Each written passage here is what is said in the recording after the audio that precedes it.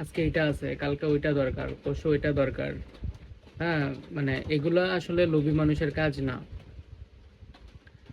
লাইফের একটা সময় আমরা সাইকেলের জন্য কতই না কান্নাকাটি করছি, কতই না শখের ছিল একটা সাইকেল। এখন ওই সাইকেলের দিকে তাকাইতে ইচ্ছা করে না, এখন বাইক ভাল লাগে, বাইক ইউজ করি। তো একটা লং টাইম বাইক চালানোর পরে ইচ্ছা জাগতেই পারে যে আমার একটা প্রাইভেট কার থাকবে, একটা প্রাইভেট কার ইউজ করব। হ্যাঁ, এগুলো আসলে লোভী কিছু না। হ্যাঁ, এগুলো আসলে লোভের মানে ক্যাটাগরিতে পড়ে না।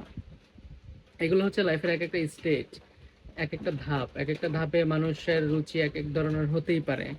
হ্যাঁ, চেঞ্জ আসতেই পারে। এগুলো আসলে লোভী না। এগুলো হচ্ছে যে মানে এক একটা ধাপে এক এক রকম লাইফস্টাইল হলে মানে নিজের সৌন্দর্য বাড়ে, একটা মানুষের সৌন্দর্য বৃদ্ধি পায়। অ্যাচিভ করতে পারলে ঠিক আছে, সুন্দর। না করতে পারলেও সমস্যা নেই, আলহামদুলিল্লাহ, আল্লাহ আমাদেরকে এনাফ দিছে।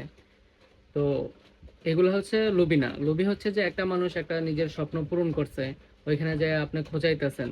হ্যাঁ, কিভাবে ওটা ক্ষতি করা যায়, কিভাবে ওর থেকে ওটা ছিনিয়ে আনা যায়, বা মানে যে কোনোভাবে একটা বাধা ক্রিয়েট করা যায়, আপনার ঘুম আসতেছে না। এগুলো হচ্ছে লোভী মানুষের কাজ। আমার মনে হয় যে আসলে আমরা দুনিয়াতে কেউই বারবার আসবো না। একটাই জীবন, একটাই দুনিয়া। তো আমার মনে হয় যে এই জীবনে যদি আমাদের শখগুলো আমরা পূরণই করতে না পারি, তাহলে এই জীবনের অর্থ কি? তো আমার মনে হয় যে এই সব বাদ দিয়ে কিভাবে নিজের স্বপ্নগুলো পূরণ হবে ওইদিকে ফোকাস করা। হুম, ওই দিকে লক্ষ্য রাখা। আর হচ্ছে মানে যে মানুষটা মানে সমস্যা ক্রিয়েট করে অলওয়েজ, আর যে মানুষটা সমস্যা নিয়ে মানে পেঁচাইতে থাকে, এই দুইটা মানুষই একটা হেলদি লাইফের জন্য খুবই বিপজ্জনক।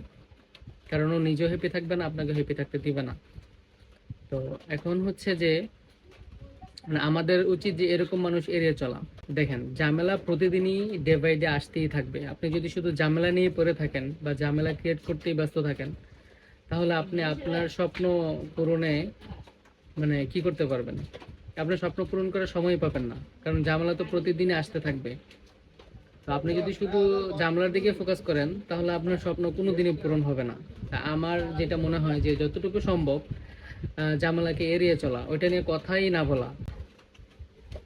ঝামেলা হচ্ছে নদীর জলের মতো। আপনি এটাকে হাত দিয়ে যতই থামাতে যাবেন, এটার তরঙ্গ আরো বেড়ে যাবে, এটার ঢেউ আরো বেড়ে যাবে। আপনি কিন্তু চাচ্ছেন থামাতে, কিন্তু ওইটার তরঙ্গ অটোমেটিকলি বেড়ে যাবে। তাই ঝামেলাকে ঝামেলার মতো ছেড়ে দিন, ওইটা আস্তে আস্তে ঠিক হয়ে যাবে। ঝামেলাকে নিয়েই পড়ে থাকবেন না, তাহলে নিজের স্বপ্নগুলো কোনোদিনই পূরণ হবে না। Be smart.